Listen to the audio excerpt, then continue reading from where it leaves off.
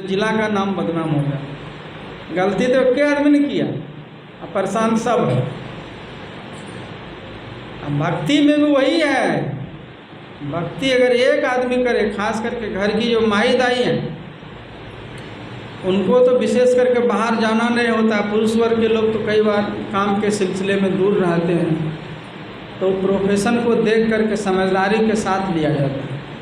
लेकिन घर की जो माँ बहनें हैं तो वो इनको आसानी से गुरु से दीक्षा लेकर के अब घर परिवार को संभालते हुए टाइम टेबल से साधना कर सकते हैं। तो एक आदमी घर में बैठ के ध्यान करेगा, बाल बच्चा देश पति परदेश में कहीं रहेगा तो उसका प्रभाव पड़ेगा कि नहीं पड़ेगा।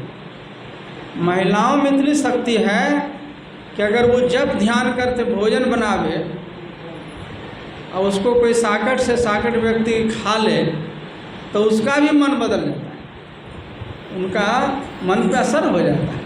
लेकिन जब ध्यान करते हुए भोजन बनाइएगा तब। इसीलिए कहते हैं कि भोजन को बहुत शांत मन से गुरु का ध्यान करके तब बनाना चाहिए, क्योंकि भोजन का असर आपके घर के सभी मेंबर के ऊपर में पड़ता है।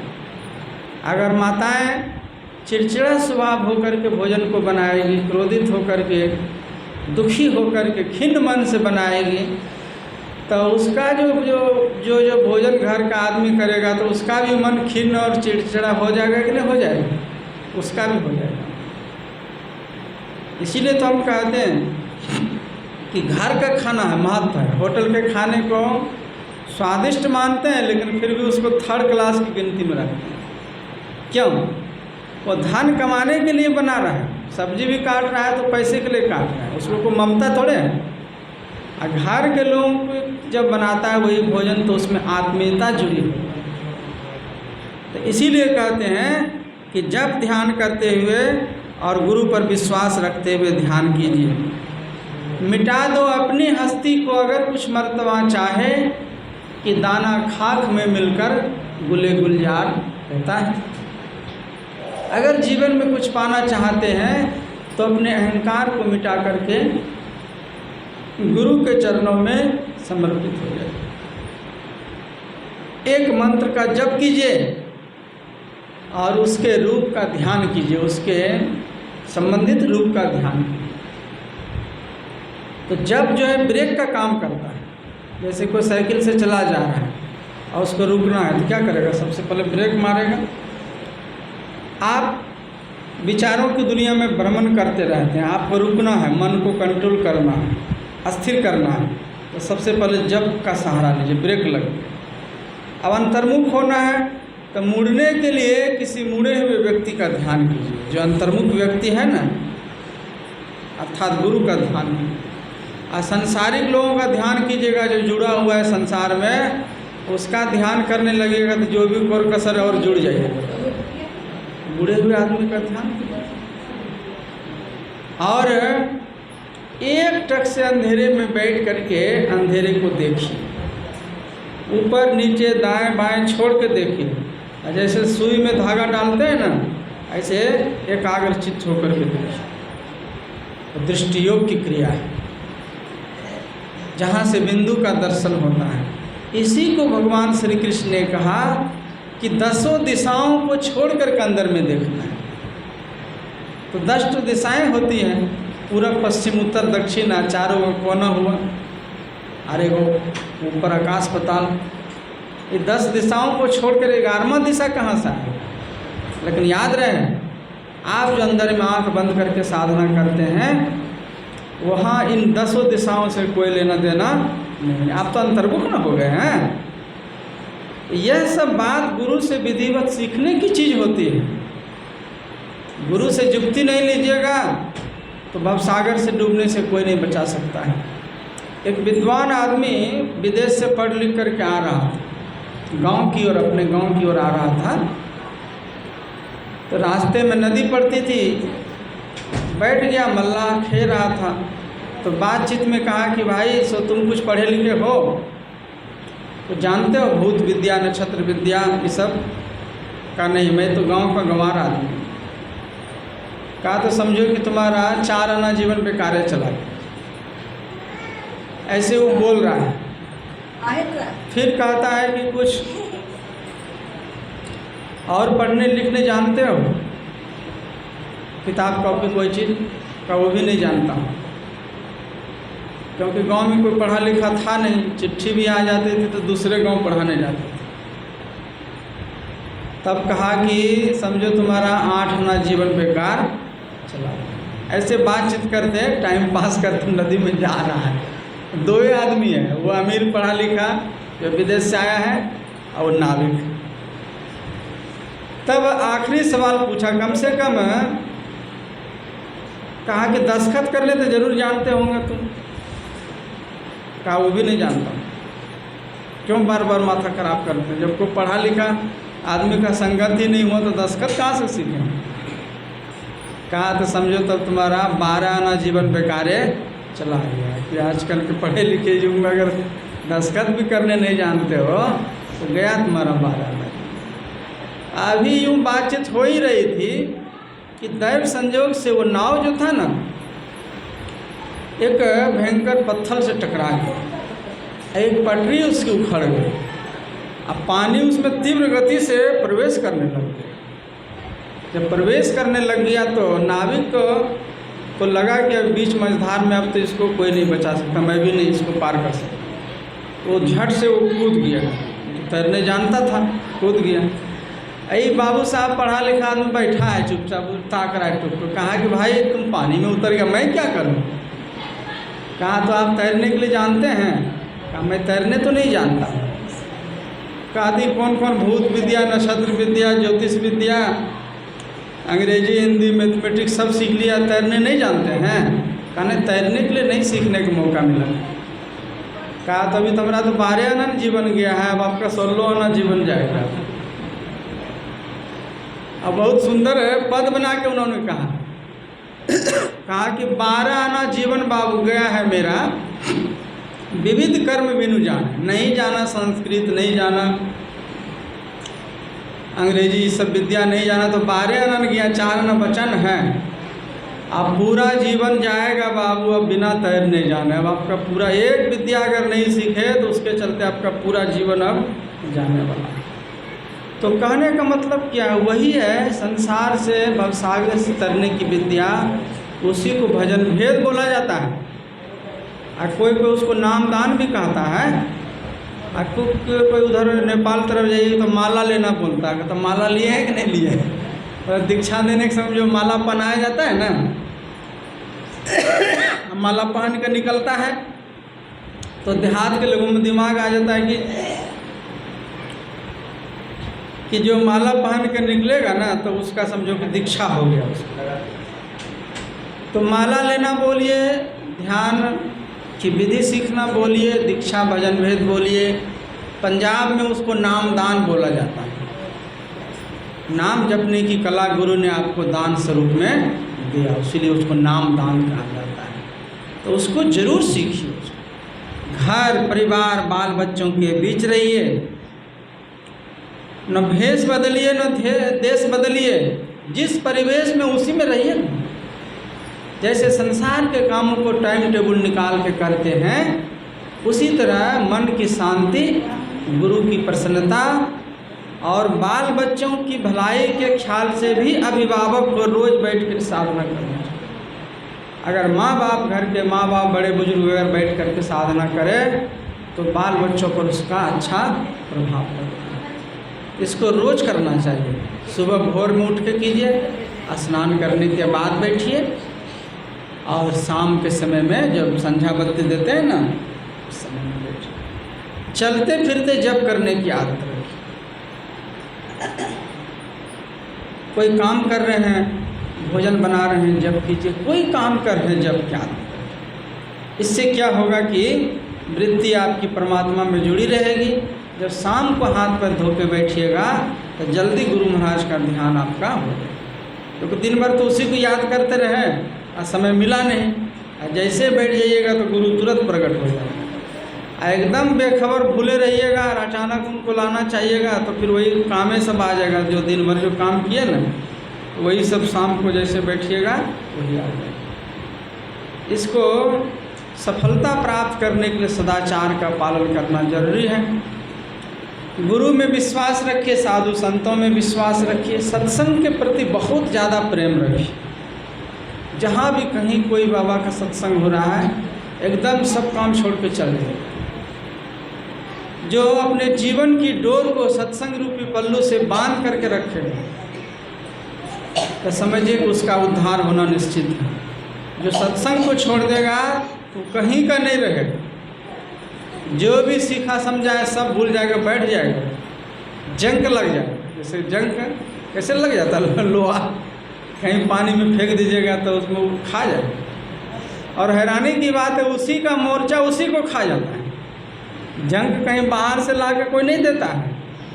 आपकी जो मलिन वृत्ति है, जैसे सत्संग से दूर हो जाइएगा ना, तो मलिन वृत्ति जो जंग जो उत्पन्न होगा, आपसे उत्पन्न होकर के मलिन विचार आपको ही खा करके बैठ करके। और सत्संग जो है तेज धार के समान है। यहाँ पर बहुत तरह के विचारों को सुनाया जाता है, तो मन में उसका प्रभाव बना रहता है। तो इसी को समझाने के लिए कितना समय हुआ मोबाइल देखें।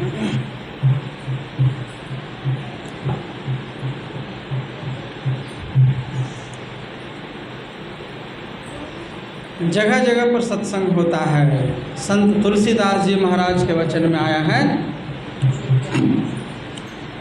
कि विश्व उपकार हित व्यग्र चित सर्वदा त्यक्त मदमनु कृत पुण्य राशि जत्र तिष्ठन्ति तत्रैव सर्वहरि सहित गच्छन्ति क्षीराब्दिवासी।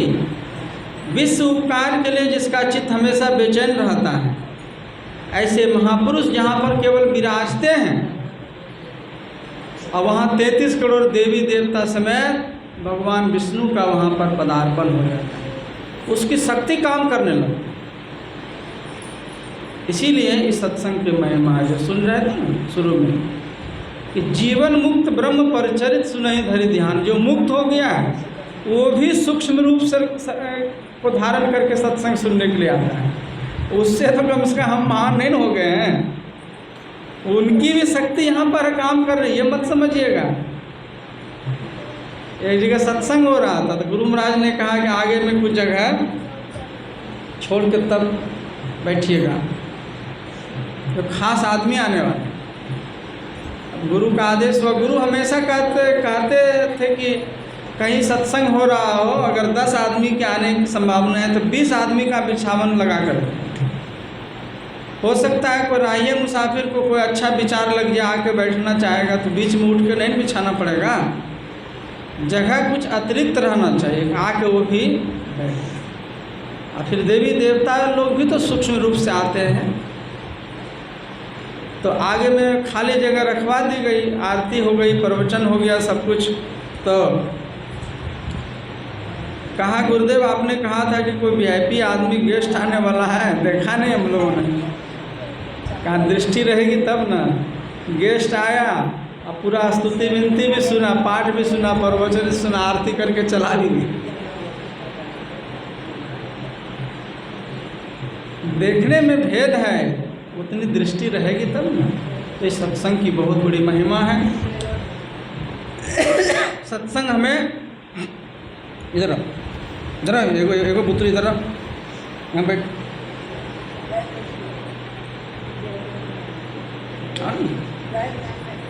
हाँ ना, फोटो खींचेंगे इधर। इधर एगो फोटो खींचिए तो इसका जल्दी से बैठ। तो संसार में सब्र से रहिए, संतोष से रहिए,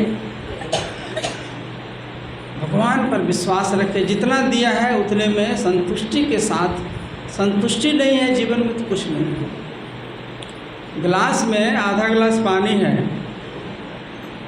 तो उसको आप 2 तरह से उसको लोग देख सकता है। कोई कह सकता है कि आधा गिलास पानी है, और दूसरा ये भी कह सकता है कि नहीं आधा गिलास खाली है। आप किसी को आधा गिलास जल ले जाकर दें और बिगड़ जाए, कि नहीं पूरा भर के क्यों नहीं दिया, जब तक पूरा भर के नहीं देगा तो नहीं पिएंगे, तो दुखी हो जाएगा। दूसरा कहता है लाओ भाई आधा गिलास काफ़ी है, कंठ तो भीगेगा ना। और जिसने आधा दिया है वो पूरा भर के भी दे सकता है। हो सकता है जग में आखिरी आधा गिलास ही बचा हो और वो दे करके दोबारा लाने गया हो। तो जिसके जीवन में पॉजिटिव देखने की दृष्टि हो जाती है तो हर अवस्था में सुखी है, हर अवस्था में।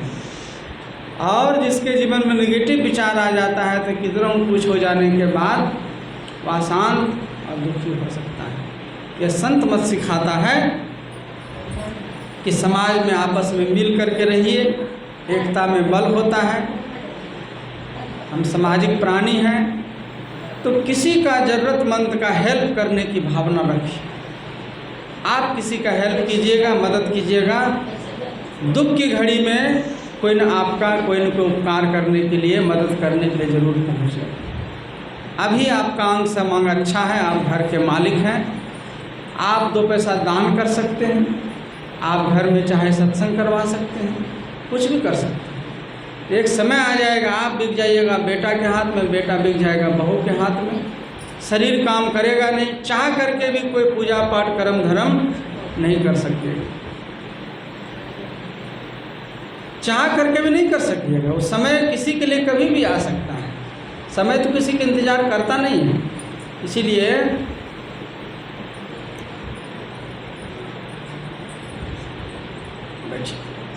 अच्छा ठीक ना ना, बहुत खुशी आपका दर्शन हो गया। देखिए माता जी ने 10 गो रुपया भी दान दिया, माफियो मंगाई। रख लेते तो बाल बुतरू 20 गो हैं।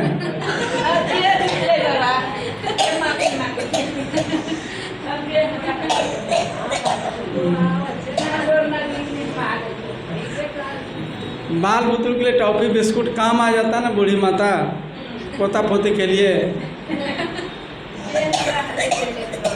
देखिए यही महिमा है, दाता का हाथ ऊपर रहता है। आप 1 लाख भी दिए तो भी आपका हाथ ऊपर है, अगर 1 रुपया भी दिए तो भी आपका हाथ ऊपर रहेगा। ये नहीं कि 1 रुपया दीजिएगा तो ऐसे दीजिएगा, आप वो भी आप ऊपर से दीजिएगा। तो ये दुनिया जो है त्याग की पूजा करती है। आप घर में ही हैं, देखिए शरीर से जो ज़्यादा खटता है, जो सबका ख्याल रखता है, तो उसको लोग ज़्यादा महत्व देता है। समाज में भी जो सेवा भाव रखता है उसको महत्व देता है। तो अगर जीवन को सफल बनाना है, सार्थक बनाना है, तो हर हालत में अपने को सेवा भाव अपने में रखिए। किसी का मदद करने का 24 घंटा में 1 उपकार का काम जरूर कीजिए, क्योंकि आपके ऊपर में भी तो अनंत उपकार हो रहा है, परमात्मा का हो रहा है, समाज का हो रहा है। आप अकेले थोड़े जी रहे हैं, आपको पता नहीं चलता है। आपके ऊपर में बहुत आदमी का हेल्प है, तब आपका जीवन चल रहा है। घर में 1 आदमी कोई कुछ हो जाता है तो सबका मन उदास हो जाता है। तो अगर कोई सब प्रसन्न है तो किसी का हाथ तो है ऊपर में। तो इसीलिए हम भी किसी को खुशियाँ प्रसन्नता बांटें, अच्छा विचार सुना करके, अच्छा सलाह दे करके। धन का ज़रूरत है, धन दे करके। शरीर से खटने की ज़रूरत है, वो गैर मौका में है तो शरीर से खट करके इस तरह सेवा का भाव रखिएगा और रोज़ ध्यान सत्संग कीजिएगा, तभी आपका जीवन सफल होगा, दूसरा कोई उपाय नहीं। यही आप लोगों की सेवा में समय अनुसार कहा। बोलिए प्रेम से सद्गुरु महाराज। देखिए